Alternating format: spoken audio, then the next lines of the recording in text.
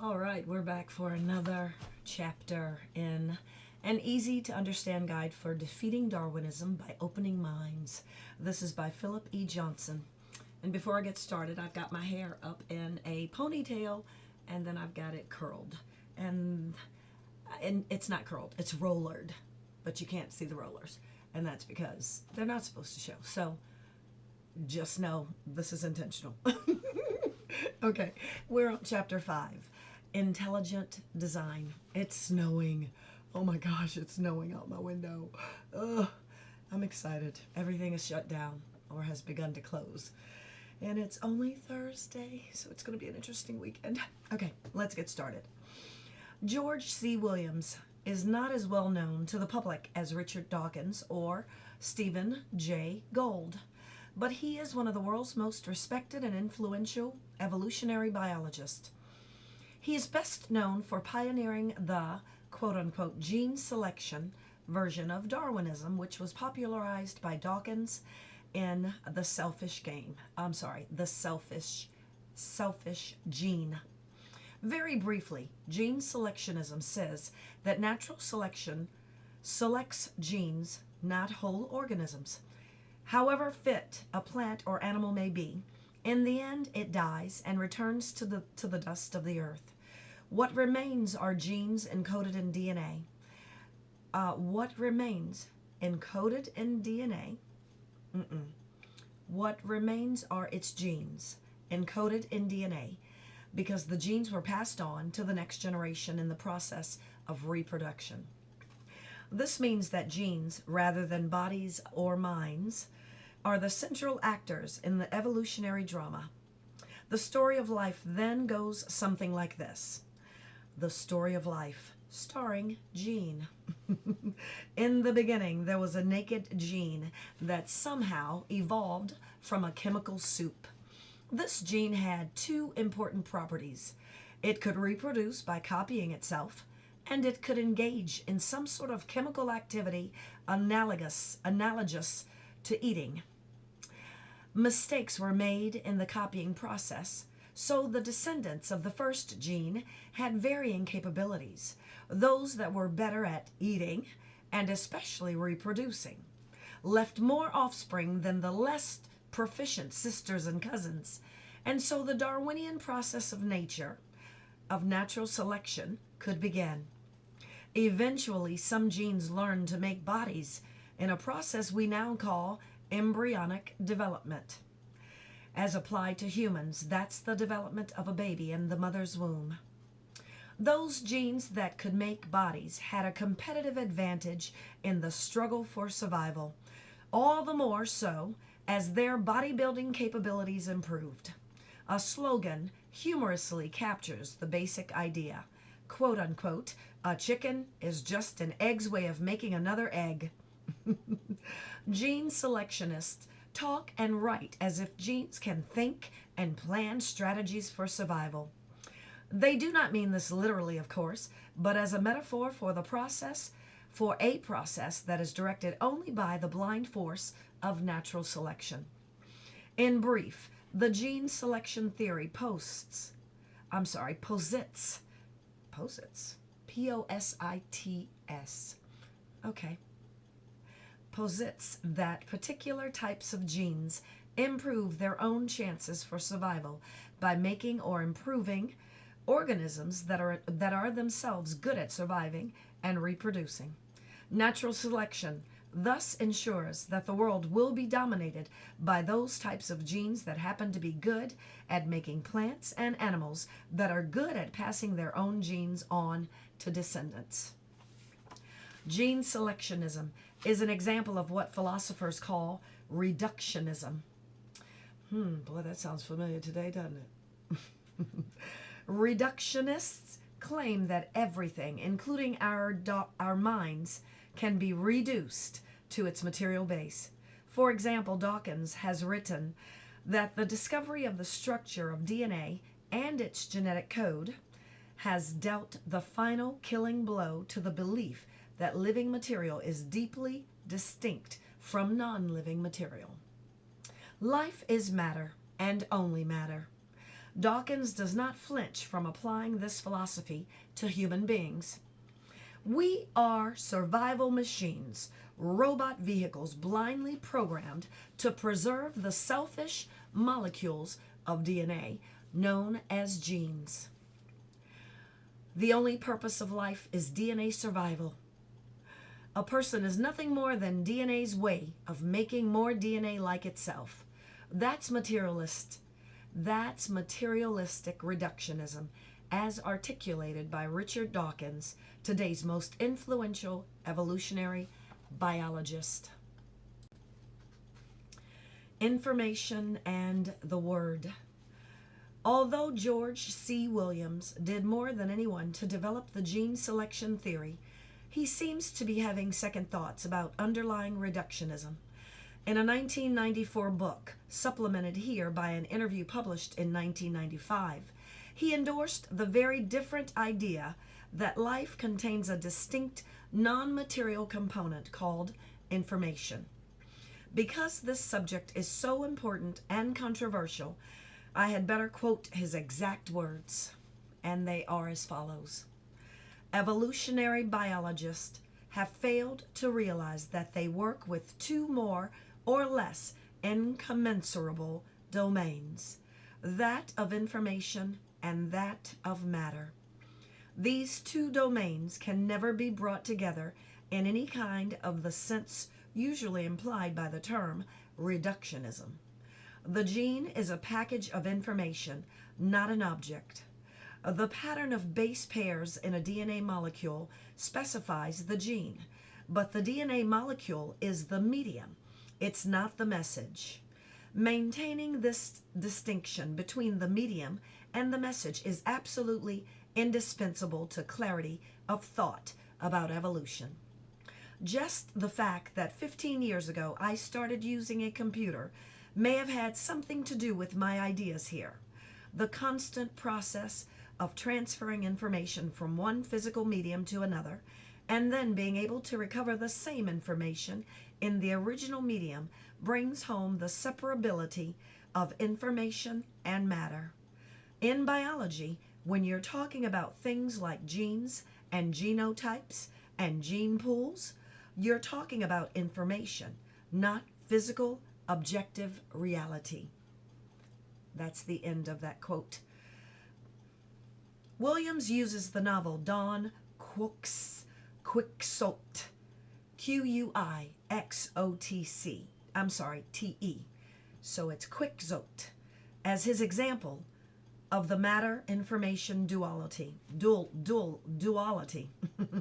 A computer operating system like Windows 95 would provide a similar example. A book or a computer program contains complex information recorded in matter, whether the matter be ink and paper or a silicone disk. The information can be switched from one medium to the other, or even stored in a human brain. The content of the book or the computer program is not specified by the physical or chemical laws governing the medium. If it were, all books would be alike, or perhaps would differ according to the qualities of the ink and paper used to write them. In fact, the content of the message is independent of the physical makeup of the medium. Don Quixote loses nothing of its meaning or literary quality if it does not improve in quality if it's printed on expensive silk. The medium and the message are two entirely different kinds of things, as Williams explains. You can speak of galaxies and particulars of dust in the same terms, because they both have mass and charge and length and width. You can't do that with information and matter. Information doesn't have mass or charge or length in millimeters. Likewise, matter doesn't have bytes. The dearth of shared descriptors makes matter and information two separate domains of existence, which have to be discussed separately in their own terms. That way of describing reality brings to mind the biblical description of how the world began. The Gospel of John begins with the memorable statement that, in the beginning was the Word. That is exactly how it would describe the creation of a literary. That's exactly how we would describe the creation of a literary work or a computer program or a building. In the beginning was the concept, and the working out of that concept in the mind of the author or designer. Thereafter, the concept was recorded or realized in matter. Matter is important, but secondary. The word, information that is not reducible to matter, and even precedes matter. If only matter existed in the beginning, then the first verse of the Gospel of John and the worldview of the Bible is false. In the beginning were the particles, and everything else came only from them. A reductionist understanding of the universe leaves no room for God, much less for the Word of God. If everything came from matter, and if the information in living organisms is located in genes made of DNA, then it seems logical to suppose that DNA and life are virtually the same thing. Williams singled out Dawkins for criticism on this point as one who, quote, defines a replicator in a way that makes it a physical entity duplicating itself in a reproductive process. Adding that Dawkins, quote, was misled by the fact that genes are always identified by DNA. If Dawkins had been misled, however, it's not for the same trivial reason. It is because highly complex information that is independent of matter implies an intelligent source that produced the information. And the main point of Darwinism for Dawkins is to eliminate that possibility from consideration. To see why this is so, consider the crucial role of an author in producing the information in a book. Williams himself uses this analogy, and anyone who uses a word processor can see at once what he means. A book isn't junk. I'm sorry, wrong title. This is one of the subtitles before the chapter, chapters. A book isn't just ink and paper. This book you're reading, like any other, contains information written on paper with ink. The information did not always take that physical form, however. Originally, I wrote it on a word processor, and it existed only as an electric file on a computer disk. I sent completed chapters by email to my friends and colleagues for criticism. The information in each chapter was exactly the same, whether it was recorded on paper or on a computer disk, or in some fragmented and disembodied form as it moved from the links of the internet. Information is also stored by some poorly understood means in our brains. If all the copies of Shakespeare's plays were destroyed, nothing would be permanently lost.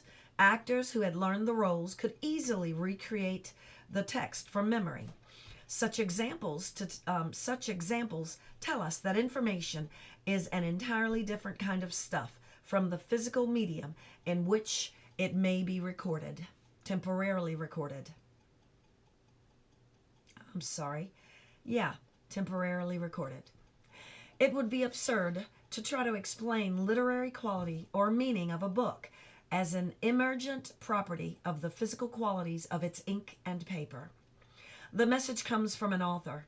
Ink and paper are merely the media. Similarly, the information written in DNA is not the product of DNA. Where did the information come from? Who or what is the author? Physical laws cannot be the answer to that question. These laws do produce some fairly complex structures, such as snowflakes and crystals. In such cases, the laws produce the same structure over and over again with chance variations. Repetitive order has a very low information content. The same laws that form the crystals prevent any more complex ordering from emerging because they ensure that the same pattern will always be repeated according to the formula. Similarly, we might create a sort of book by programming a computer with a formula like this one. Quote, keep repeating the word stuff until the printer runs out of paper. End quote. The book written that way would be very boring to read, and it would never get more interesting even if we kept on printing forever. The only variety would come from an occasional typographical error. Otherwise, it would be just more stuff all the way to eternity. If physical laws cannot prove the information in a book, could random chance do the job? I won't bore you with the math, but just about everything, including Richard Dawkins, agrees that it is essentially impossible to produce a coherent book of average length by randomly combining letters, spaces, and punctuation marks. Even a single sentence like, quote, in the beginning was the Word, end quote, is extremely unlikely to come from the pouring out of random mixed letters and spaces. As I said, that is undisputed. Some do say, however, that chance can do the job if it is combined with some principles of selection. Okay. Bera's blunder again. Many people with underpowered baloney detectors have been misled on this critical point by a common Darwinian application of Bera's blunder. It actually is possible to produce a written text by supplying random letters if some selector, like a computer program, preserves every letter that happens to end up in the right place. Thus we can get in the beginning was the Word if the program supplies random letters until an I happens to appear in the first space or a D in the final space, and so on. Whenever a letter appears in the correct slot, the program preserves it there, like the uncovered letters on the TV program Wheel of Fortune. Very soon the spaces will all be filled with the correct letters, and we will have the whole sentence. The whole thing seems absurdly easy, so easy that you ought to smell a rat.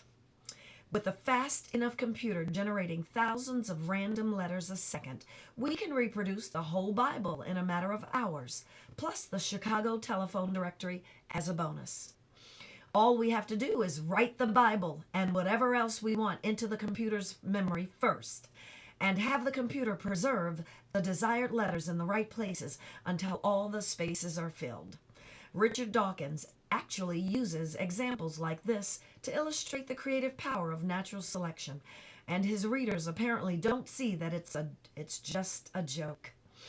If a computer selection program can duplicate a library that easily, can't natural selection make an organism?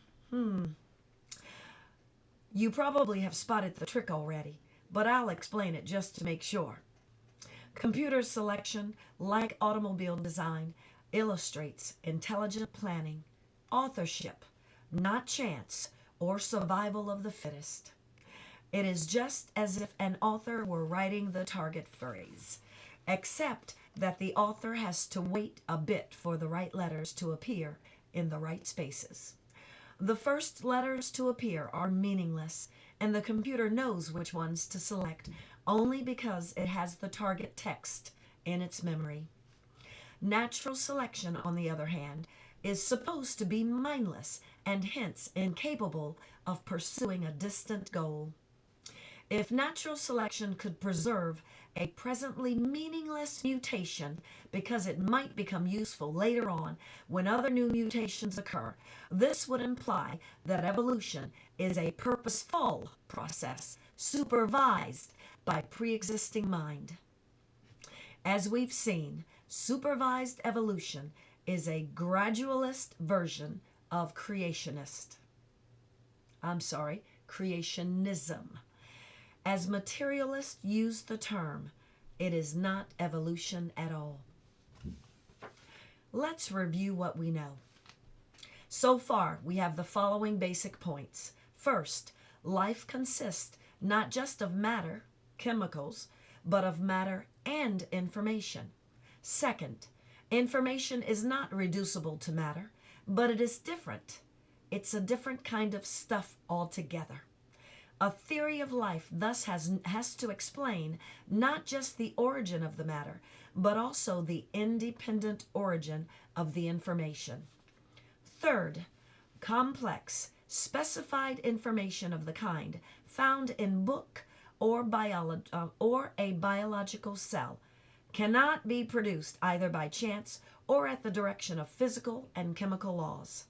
Attempts to prove that it can typically employ variations of Barra's blunder. With those general principles in mind, now let's go to the biology. Are organisms designed, or are they the products of unintelligent natural causes? Open the black boxes of biology. To answer that question, we have to look beneath the surface beneath the surface of life, to the biochemistry underneath. The biologist of the 19th and early 20th centuries who established Darwinism and materialism are Let's start again. The biologist of the 19th and early 20th centuries who established Darwinism and materialism as scientific orthodoxy knew little about biochemistry and imagined the cell to be something rather simple that could just ooze itself up out of some chemical broth. The term, quote-unquote, black box grew out of the efforts of scientists to expose medical hoaxes. A quack doctor might offer to cure whatever ails you by hooking you up to a mysterious black machine with all sorts of dials and switches on the cover, but nothing inside. More generally, any machine that does wonderful things by a mechanism nobody knows is called a black box. The computers on which we write are black boxes to most authors because we have only the vaguest idea how they work. Without a knowledge of molecular biology, bodily function like vision and blood clotting are black boxes. We know they work wonders, but we don't know how they work. Without that detailed knowledge, the biologist's notion of how, say, vision might evolve is as valueless as my speculations about how to build a computer. In his book, Darwin's Black Box, molecular biologist Michael Behe, B-E-H-E, explains that scientists have begun to open the black boxes of biology, and they have revealed a fantastically complex world of interacting proteins and enzymes underneath. Here, just to give a sample of Behe's description of part of the molecular mechanism for vision. This is a sample of Behe's description. When light first strikes the retina, a photon interacts with the molecule called 11-cis, 11-cis retinal, which rearranges within picoseconds to transretinal. A picosecond is about the time it takes light to travel the breadth of a single human hair. The change in the shape of the retinal molecule forces a change in the shape of the protein, rhodopsin, to which the retinal is tightly bound. The protein's metamorphosis alters its behavior, now called metahardopsin 2. The protein sticks to another protein called transducin. Before bumping into metahardopsin 2, transducin had tightly bound a small molecule called GDP.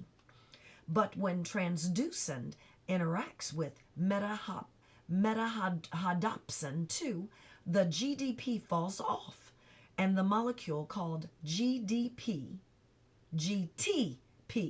binds to transducin. GTP is closely related to, but critically different from GDP. There's a lot more like that, but don't worry, I'm not going to inflict it on you. If you're interested in molecular biology, go read Behe's book. If not, all you need to understand is that molecular mechanisms are irreducibly complex. You can say that again. What this means is simply that they're made up of many parts that interact with complex ways, and all the parts need to work together. Any single part has no useful function unless all the other parts are also present. There is, therefore, no pathway of functional intermediate stages by which a Darwinian process could bind such a system step by tiny step. Molecular mechanism, Behe. Molecular mechanisms, Behe says, are as obviously designed as a spaceship or a computer. You can't explain the origin of any biological capability, like vision, unless you can explain the origin of the molecular mechanisms that make it work. Evolutionary biologists have been able to pretend to know how complex biological systems originated only because they've treated them as black boxes. Now that biochemists have opened... I looked away and lost my place. Now that biochemists have opened the black boxes and seen that inside, they know the Darwinian theory is just a story, not a scientific explanation. The attempt to climb Mount Improbable. I love this book. I love how it's written. I think I love Mr. Johnson. Okay. The attempt to climb Mount Improbable. Behe published his book in 1996, the same year in which Richard Dawkins published Climbing Mount Improbable. The Mountain of Dawkins title is Biological Complexity because Dawkins cheerfully acknowledges that plants and animals really are extremely complicated, and that the analogy we have made to books and computers is valid. In his vivid words, physics books may be complicated, but the objects and phenomena that a physics book describes are simpler than a single cell in the body of its author. And the author consists of trillions of those cells, many of them different from each other, organized with intricate architecture and precision engineering into a working machine capable of writing a book. Each nucleus contains a digitally coded database larger in information content than all 30 volumes of the Encyclopedia Britannica put together. And this figure is for each cell, not all the cells of the body put together. Dawkins rules out the possibility that such a database could be created all at once. To do that would require a prodigious mind, and hence would amount to supernatural creation. Woohoo! Just as a mountain climber has to go up a mountain step by step, biological evolution has to go through a series of intermediate functional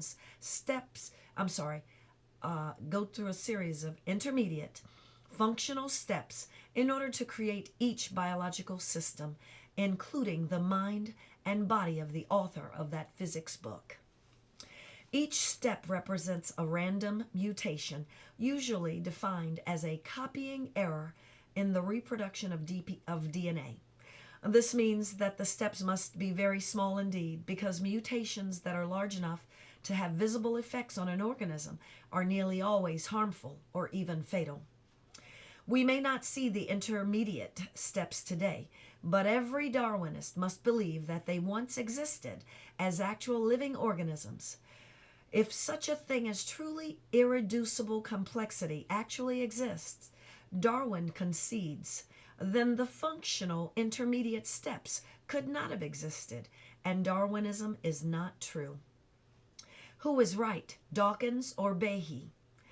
And is the argument about science or about philosophy? Behe says, and I agree, that the dispute is mainly philosophical. Science, he writes, is published in professional, peer-reviewed scientific journals. Behe's steps of his professional search Behe's search of the professional journals reveals the absence of any serious effort to lay out plausible, testable scenarios for the step-by-step evolution of molecular mechanisms. Such half-hearted attempts as exist are full of what science calls hand-waving. New molecular steps mysteriously stand forth or emerge or just appear without any realistic mechanism. Molecular biologists don't even attempt to fill in the Darwinian theory with specific examples because they don't know how to do it. The textbooks typically endorse Darwinism in general terms in the introductory chapter and thereafter ignore it. Most molecular biologists accept Darwinism uncritically because they're scientists, materialists, and have no alternative. But the Darwinian mechanism plays no role in their science. Science or philosophy? Most readers of this book probably don't feel qualified to judge scientific disputes. For that matter, Richard Dawkins himself is a zoologist and not a not a biochemist. And he told me himself that he doesn't feel qualified to debate Behe's scientific claims.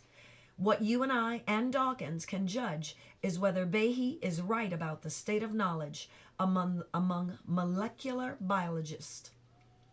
Molecular biologists, as reflected in the scientific literature. As scientists learn about the complexity of molecular mechanisms, do they find it possible to explain their origin by specific evolutionary pathways through functional intermediate stages? Or do they continue to believe in the existence of those pathways merely because their materialist philosophy allows no alternative? An answer to that question may be found in the initial reactions of prominent scientists to Behe's book.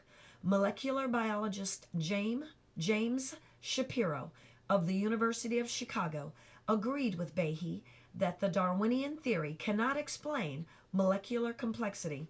He wrote in National Review, "There are no detailed Darwinian accounts for the evolution of any fundamental biochemical or cellular system, only a variety of wishful speculations. It is remarkable that Darwinism is accepted as a satisfactory explanation for such a vast subject, evolution, with so little rigorous examination of how well its basic thesis works in illuminating specific instances of biological adaptation or diversity." That sounds like a ringing endorsement of the Behe's scientific claims, but Shapiro nonetheless blasted Behe for arguing that those unexplained biochemical systems might be designed. Raising that possibility was fighting the battles of the past rather than seeing the vision of the future. That's another illustration on how strong the hold of materialist philosophy is on the minds of contemporary biologists. If Behe's science is accurate, why should the vision of the future exclude design? Shapiro then proceeded from philosophical prejudice to a form of confusion we have seen before. What Behe failed to recognize, he wrote, was that we now have experience with computers, quote, having explanars of physical objects endowed with computational and decision-making capabilities shows that there is nothing mystical, religious, or supernatural about discussing the potential for similarly intelligent action by living organisms. In a sense, that's perfectly correct. It's also another instance of Berra's blunder. Those computers are intelligently designed. Unassisted matter never made a computer, nor did naturalistic evolution.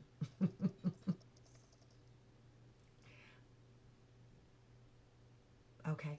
Although James Shapiro was confused about the concept of design, he did take the high road by considering Behe's arguments fairly.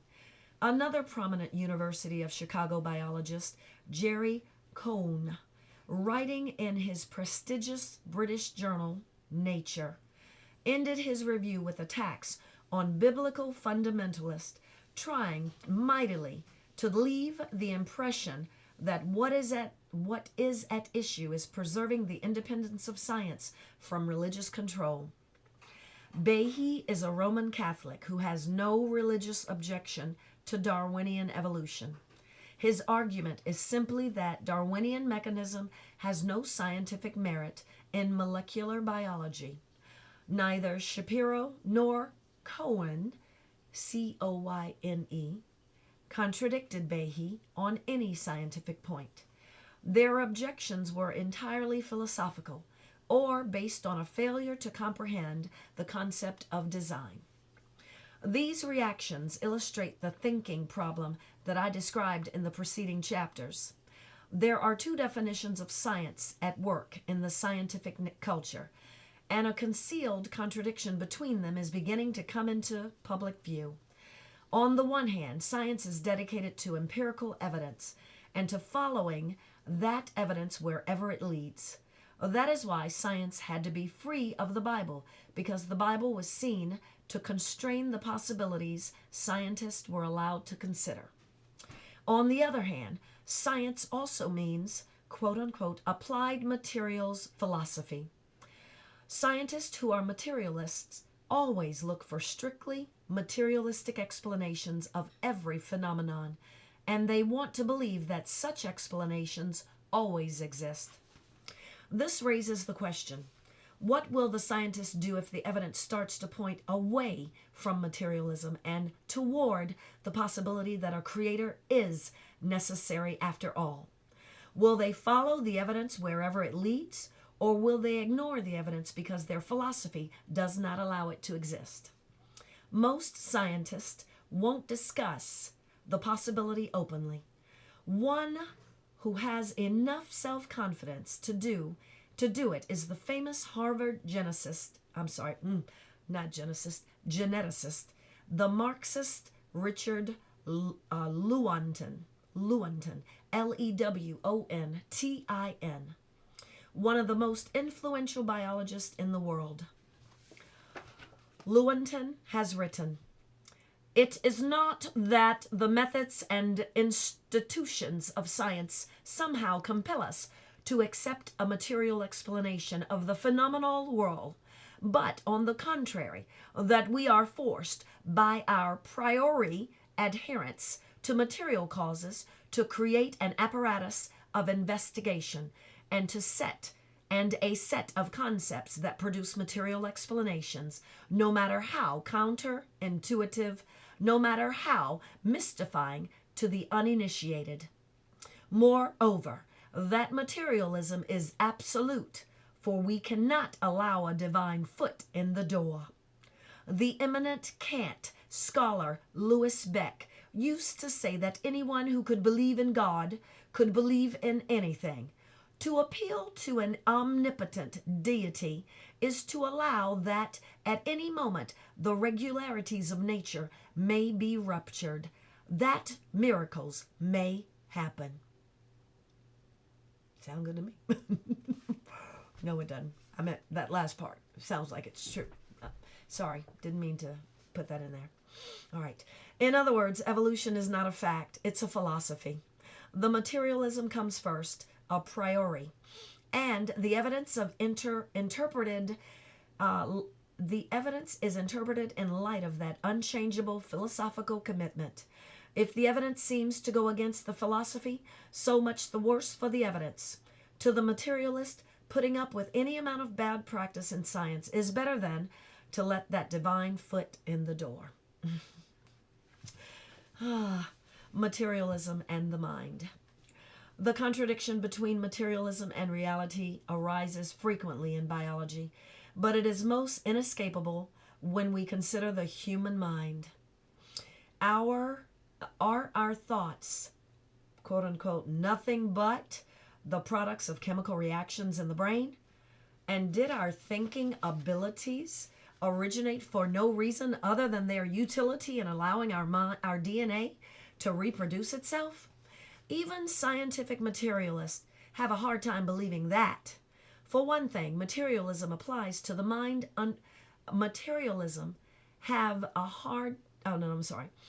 For one thing, materialism applied to the mind undermines the validity of all reasoning, including one's own. If our theories are the products of chemical reactions, how can we know whether our theories are true? Perhaps Richard Dawkins believes in Darwinism only because he has a certain chemical in his brain, and his belief could be changed by somehow inserting a different chemical. The absurdity to which this kind of reproductionist thinking leads is marvelously illustrated by a story told by John Horgan, a writer for Scientific American. At a scientific conference, philosopher David Chalmers, that is, Chalmers, argued that materialistic science cannot explain human consciousness. His arguments were persuasive, and the scientists treated them respectfully, but they all wondered, what follows? If science cannot explain the mind, then what explanation can there possibly be? Horgan, Horgan, explains, quote, Chalmers thought he had found a possible solution. Scientists should assume that information is as essential a property of reality as matter and energy. As we saw earlier in the chapter, that's the end of it. That's the end of his quote. Now I continue. As we saw earlier in the chapter, that is exactly what George C. Williams was led to believe in spite of his materialistic philosophy. Horgan comments that Chalmers' matter-information dualism cannot be true because science tells us that only the particles that make up the matter and energy were present at the beginning. That's an illustration of the fallacy of begging the question, because the assumption that matter necessarily comes before mind is what Chalmers was denying. Nevertheless, Horgan retorts, Chalmers' ideas struck a chord among his audience. They thronged around him after his speech, telling him how much they had enjoyed his message. One listener was displeased, however. This was Christoph Koch, K-O-C-H. I think it's pronounced Koch. A dedicated materialist who collaborates with Francis Crick, C-R-I-C-K, on brain research. Horgan went on to tell how the materialist dealt with the mystic. That night, Koch tracked Chalmers down at a cocktail party for the conferencees and chastised him for his speech. It was precisely because philosophical approaches of consciousness have all failed that scientists must focus on the brain. Koch declared in his rapid-fire German-accented voice, as rubberneckers gathered, information-based theory of consciousness, Koch continued, like all philosophical ideas, was untestable and therefore useless. Why don't you just say that when you have a brain, the Holy Ghost comes down and makes you conscious? Koch explained. Such a theory was unnecessarily complicated, Chalmers responded, really, and it would not accord with his own subjective experiences. But how do I know that your subjective experience is the same as mine? Koch sputtered. How do I even know your conscience? That was Chalmers' those were his words. Cock, that is, not Chalmers, Cock.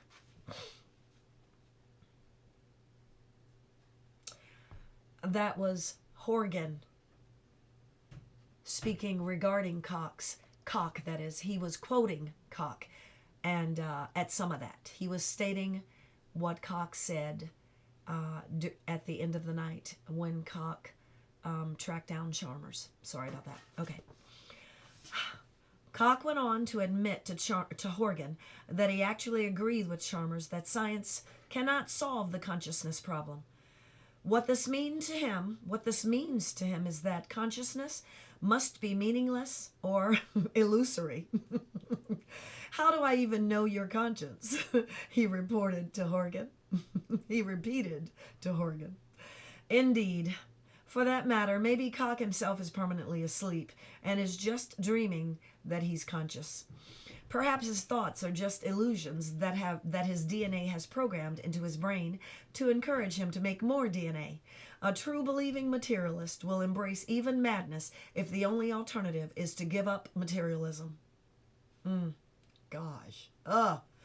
So far, we've seen that there is ample reason to believe that Darwinism is sustained not by an impartial interpretation of the evidence, but by dogmatic adherence to a philosophy, even in the teeth of the evidence. But can anything be done about this situation? The scientific establishment has immense power, particularly when it is supported by the media and the government. Critics can't get a fair hearing as long as microphone man filters everything they say through the inherit the wind stereotype. We need to think about strategies, and that's our next subject. That's the end of chapter 5.